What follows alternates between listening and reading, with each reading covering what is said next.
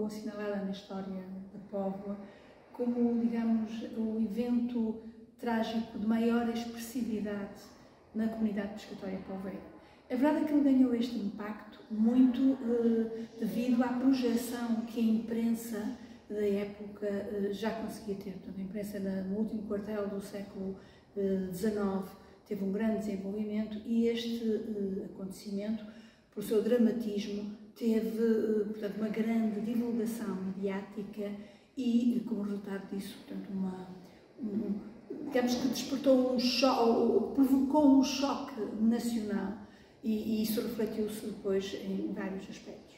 Agora, o 27 de fevereiro correspondeu de facto a uma data onde se assinala o falecimento de, eu diria que cerca de 110 homens do mar, porque normalmente nas estatísticas só se faz a menção direta daqueles que faleceram no naufrágio, mas há depois aqueles que, sobrevivendo àquele momento, faleceram poucos dias depois, vítimas das lesões físicas que sofreram, não é? Portanto, o número geralmente é apontado a de 105, mas há aqui uma margem sempre muito de incerteza, porque a documentação da época não é também muito clara e há algumas dificuldades. Agora, não sabemos sequer se ao longo da história trágico-marítima poveira este correspondeu ao momento de maior número de acidentes fatais no mesmo dia. Porque a documentação existente até esta altura é muito menos fiável e, como digo, a imprensa ajudou imenso a que a notícia deste evento chegasse até nós. É preciso referir que destes entre 105 e 110 óbitos, a esmagadora maioria são da Póvoa, mas não foi só a comunidade poveira a ser afetada, a Furada também. Porque aqui o que está em causa foi o naufrágio, ou pelo menos o acidente em 8 embarcações de pesca, 3 da Furada e 5 da Póvoa. O epicentro da tragédia aconteceu nas Caxinas, na enseada das Caxinas. E isto é muito significativo. É muito significativo que, do conjunto entre 40 e tal barcos poveiros que apanharam o olho da tempestade e que procuravam abrigo, desses aí, nenhum barco poveiro procurou refúgio no seu porto. Isso é sinal da pouca confiança que os mestres poveiros tinham nas condições de segurança do seu porto. Aqueles que puderam refugiar-se em Leixões, fizeram em Leixões, que era o porto com melhores garantias de segurança, e houve 11 barcos poveiros que lá se refugiaram e ficaram a salvo. Mas depois, entre os portos, entre Leixões e a Galiza, houve todo um conjunto de outras embarcações que conseguiram aportar sem perdas de vidas. Agora, houve 8 mestres, entre poveiros e da Furada, que optaram por se dirigirem ao Porto das Caxinas. E desses 8, 4 deles tiveram acidentes fatais, praticamente para todas as suas tripulações. É por isso que as Caxinas foram o epicentro da tragédia. Aí morreram pelo menos 75 pescadores. 3 lanchas poveiras e uma lancha da Furada. Os outros locais de acidente são em Vila do Conde, com um barco poveiro a perder uma pessoa, um barco da Furada a perder 2, e depois o único barco que veio para a Póvoa, um barco da Furada, onde logo no dia morreram 9 pessoas. Muitos destes salvamentos refugiaram-se depois na Galiza, que é uma das questões interessantes. Estes homens, o que aconteceu foi que, face às condições marítimas e às condições atmosféricas, os mestres entenderam que o Porto das Caxinas teria melhores condições para aportarem lá. Quando eu falo dos poveiros que faleceram, estamos a falar de pescadores da Póvoa e também da Poça da Barca, porque a comunidade da Poça da Barca e da Póvoa eram uma única comunidade pescatória. Portanto, não eram homens das Caxinas. Tá? A comunidade pescatória das Caxinas ainda era muito embrionária nesta fase.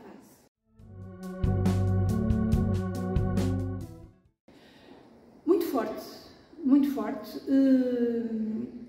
embora percentualmente na Aflorada o impacto foi muito maior, porque a comunidade era muito mais pequena e, digamos, se fizermos assim um balanço relativo, digamos que enquanto que na Póvoa correspondeu a 1,6% da população de pescadores, na Aflorada esse número sobe para os 7,tal%. Portanto, em termos relativos foi diferente. Agora, o impacto mediático nacional e mesmo internacional levou a que, nomeadamente, se gerasse uma onda nacional de solidariedade, que foi uma coisa avassaladora. Eu acho que em termos recentes, aquilo que podemos usar como ponto de comparação foi o que aconteceu em Pedrógão. E, portanto, as pessoas dos mais diversos quadrantes, das mais diversas categorias sociais, contribuíram com donativos para ajudar estas comunidades. E este exemplo começou logo pela rainha, pelo rei, pela rainha, pela classe dirigente. Portanto, uma das expressões desta tragédia é visível, por exemplo, nesta onda nacional de solidariedade. É também visível na pressão final que exerceu junto das autoridades para que, por exemplo, o farol de Rebufo e o farolim da Lapa, o farolim do Estado, da Lapa, tivessem finalmente entrado em funcionamento. Eram estruturas que já estavam construídas já há uns 5 anos, mas que, porque implicavam a colocação de faroleiros, portanto havia um gasto contínuo com esses equipamentos, tinha sido sempre protelado. Digamos que o 27 de Fevereiro serviu de pressão para que finalmente esses 2 equipamentos de apoio à navegação entrassem em funcionamento. Um outro efeito imediato foi, por exemplo, a colocação de um mastro de sinais no castelo. Esse mastro de sinais dava aos pescadores indicações quanto à previsão do estado do tempo. Estamos a falar de finais do século XIX, quando há equipamentos científicos que permitem já, pelo menos, medir as pressões atmosféricas e outras situações e, portanto, fazer alguma previsão, pelo menos para eventos mais catastróficos.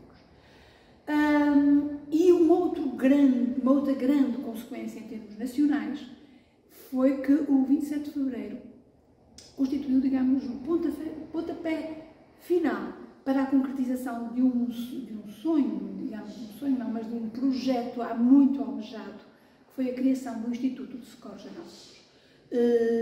Projeto em que a rainha, Dona Amélia, se empenhou diretamente e que correspondia a uma aspiração já com várias dezenas de anos, mas que, por razões financeiras, sobretudo, também estava sempre a ser protelado.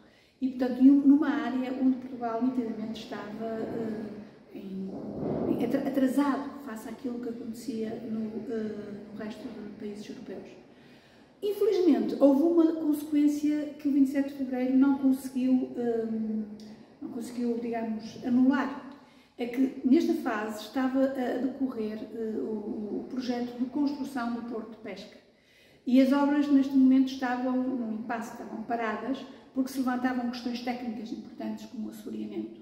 E, portanto, o que se discutia era a orientação do cais, do molho norte e a solução a considerar. E, apesar da tragédia, digamos, e da pressão que isso criou sobre as autoridades, não se conseguiu desbloquear o processo e o molho ficou parado.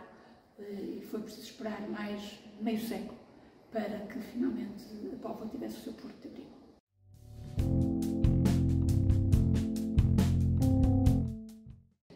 O ano passado o museu celebrou os 130 anos com a realização de uma mesa redonda, onde foi feita a abordagem histórica deste evento e também contou com a participação do diretor do Instituto de Socorros a Náufragos.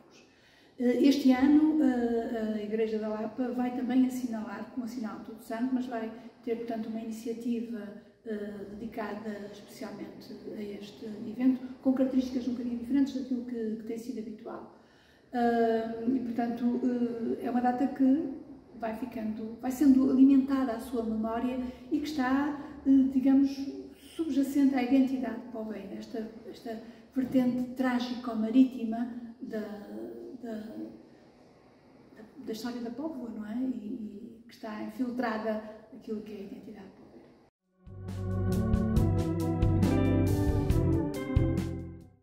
Exatamente. Embora, no contexto em que isto aconteceu, a comunidade poveira estava num período... A comunidade pescatória poveira, que foi a maior comunidade de pesca em número de pescadores, no século XVIII e no século XIX, era de longe a maior comunidade pescatória do país, neste final do século XIX, está numa posição muito frágil.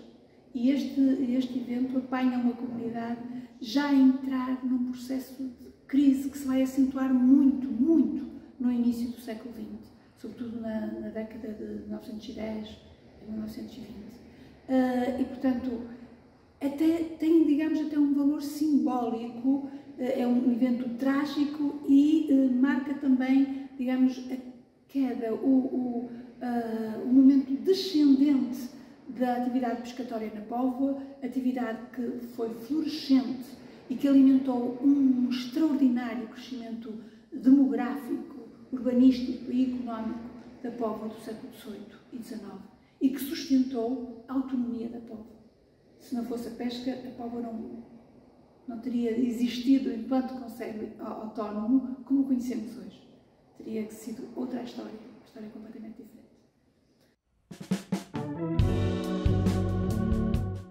Um homem que caiu ao mar, ali em Vila do Conde.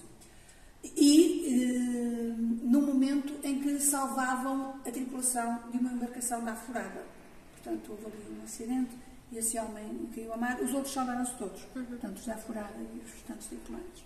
E depois temos as 3 embarcações da Póvoa que naufragaram nas Caxinas. E estão a ver a listagem de nomes. E há uma 4ª embarcação que naufragou no Mar Alto.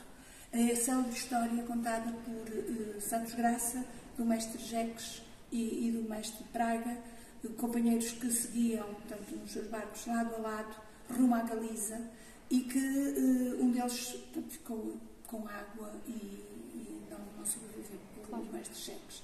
E é aquela história que o Santos Graça diz que o barco que ia naufragar, o Jeques diz: vai-te embora, companheiro, senão morremos todos, mandem o nosso último abraço para as nossas mulheres e para os nossos filhos. Portanto, aqui temos esta listagem de nomes e a categoria, a idade, a categoria, portanto, o estado civil, a morada e, portanto, o número de porta, o número de órfãos que ficavam. Porque depois temos esta expressão, claro. A expressão do grande número de órfãos, e não só órfãos, porque há também a considerar outros dependentes, pais, mães, tios. Há casos, as mulheres, já não estou a falar de órfãos e viúvas, pois, mas há situações absolutamente dramáticas. Por exemplo, uma família em que era um jovenzito de 17, 18 anos, que era o sustento de uma porrada de irmãos menores. Portanto, estas famílias ficaram numa situação muito, muito aflitiva. Pronto, estas são ilustrações da época relativas ao evento. Isto da revista o Ocidente, por exemplo, uma revista nacional de grande divulgação. Aqui um resumo histórico do que se passou. Temos aqui transcrições, ou melhor, imagens dos telegramas trocados entre o administrador do Conselho e o seu superior hierárquico, neste caso o governador civil do Porto, dando conta daquilo que se estava a passar. Porque, reparem, isto aconteceu num sábado. A história deste naufrágio conta-se da seguinte forma: depois de um período em que o mar esteve muito alteroso, e, portanto, as embarcações não podiam ir para o mar, e a fome já começava a apertar, na quinta-feira, dia 25, o mar mostrou-se mais bonançoso e, portanto, toda a gente partiu para o mar. E estes acidentes aconteceram com quem? Com os barcos, com as lanchas. As lanchas eram as embarcações que se dirigiam para mares mais longínquos. E a estratégia de pesca das lanchas era a seguinte: iam num dia, colocavam as redes no mar e regressavam. E depois essa rede ficava no mar um dia ou 2 dias e eles iam lá recolher a rede e o peixe que ela tivesse, não é, apanhado. Portanto, no dia 25, os barcos foram pôr as redes, as lanchas. No dia 26, o mar ameaçava alterar-se novamente. E acontece que as lanchas, a maioria das lanchas se dirigiu para o Mar da Cartola. O Mar da Cartola fica ali ao largo de Aveiro. Quer dizer que são uma série de horas de viagem num sentido e outras no outro, não é? E isto com condições favoráveis. Agora, se tiverem condições adversas, pior ainda. Portanto, eles na sexta-feira, dia 26, partem novamente para o mar para recolher as suas redes, na esperança de eles poderem salvar. É no regresso que eles são apanhados, digamos, pela parte mais violenta da tempestade. E os outros barquinhos, os mais pequenos, que fazem uma pesca mais costeira, entre eles não houve incidentes. Exatamente porque, como estavam mais perto da costa, recolheram-se a tempo. Estes barcos ficaram já à mercê dos elementos. E ao subirem, a tempestade era tempestade sul-sudoeste, portanto empurrava-os para norte. Os que conseguiram aportar em Leixões, ótimo. Os outros estavam a ser empurrados e os mestres tinham uma decisão muito difícil a tomar, que é, naquelas condições de mar, ou aportavam ainda com dia, e nós temos que nos lembrar que estamos em fevereiro, e não é por acaso que estes acidentes que aconteceram nas Caxinas ocorrem entre as 4 e as 5 da tarde, que é exatamente naquele momento em que eles têm de decidir: ou vamos para a terra, ou deixamos-nos aqui no mar durante a noite toda, a aguentar, tanto a lutar como o mar, a aguentar, e procuramos portos mais abrigados, como os da Galiza. 16 barcos foram-se recolher à Galiza e chegaram, portanto, com sucesso à Galiza. Só que isto implicava passar a noite toda numa luta constante e extenuante com o mar. Essa luta em que se fazia sentir? Para já, na constante necessidade de estar a alar a água do barco. Porque senão estes barcos são muito pouco seguros, não é? A água entrando para o convés, se for muita água, o barco vai. Foi o que aconteceu com estes jecos, não é? Eles não tiveram capacidade de tirar a água e deixou de ter flutuabilidade, não é? Portanto, por um lado, é esta a questão deste esforço extenuante de tirar a água de dentro. Por outro, de nunca deixar o barco desorientar-se face às ondas.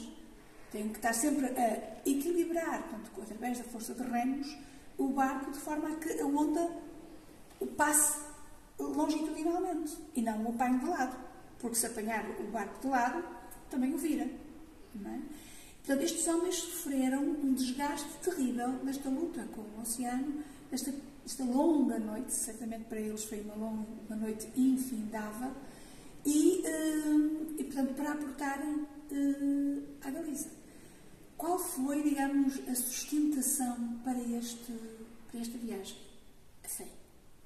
Estes homens, claro, pegaram-se com todos os santos e santas, não é? Lá diz o ditado: queres aprender a rezar, atira-te ao mar, não é? Porque é ali que uma pessoa vê o quão insignificantes somos face aos elementos. E, portanto, digamos que houve uma altura, no dia 28, portanto, isto, reparem, estes acidentes acontecem no final de sábado, dia 27, em que as famílias, aqui na Praia da Póvoa, viam os barcos a passarem para norte e perguntavam-se o que é que lhes vai acontecer. O patrão de salva-vidas, nesta altura, não era o Lagoa, não era o mestre Sérgio, o patrão Sérgio, o barco de salva-vidas não saiu. O mestre Sérgio, em lágrimas, disse ao capitão do Porto: não há remédio possível. Quem se aventurar nisto é para morrer. Portanto, o barco salva-vidas, era um barco deste género, um barco concebido para lidar com um mar difícil. Portanto, é um barco teoricamente insubmersível. É um barco que tem todas as condições, portanto, segundo a tecnologia da época, para assegurar o maior grau de sobrevivência possível. E o mestre Salgueiros, que não era um homem medricas, não é? Era um homem valoroso e toda a gente o respeitava. Teve que reconhecer que era em vão, que se pusessem ao mar naquelas circunstâncias, isso seria em vão, não é? Portanto, estão a ver que o panorama foi assim terrível. No dia 28, estão a ver então, no dia 28, domingo, a questão que se colocava era o que aconteceu aos nossos barcos, aos nossos homens. Porque as famílias viam os barcos a passar ao largo e a não conseguirem aportar. Aqueles que tinham vindo para a Póvoa, Ponta Furada, não é? Foi o único que veio para a Póvoa, que tinham ido para as Caxinas, tinham ido para a Vila do Conde, as pessoas já sabiam o que tinha acontecido. Bem ou mal, já sabiam o que tinha acontecido. Agora, havia 40 e tal barcos, 43 barcos, que não se sabia onde é que eles andavam. E reparem, e as lanchas têm à volta de 20, 25 pessoas. De uma maneira geral, podíamos estar a atingir 1000 vidas em perigo no mar. Portanto, pelos textos dos telegramas do administrador do Conselho, percebe-se que no dia 28, pelo menos no início do dia 28, o espírito não era positivo. Havia uma grande carga negativa, as pessoas estavam com poucas esperanças. Portanto, no balanço final,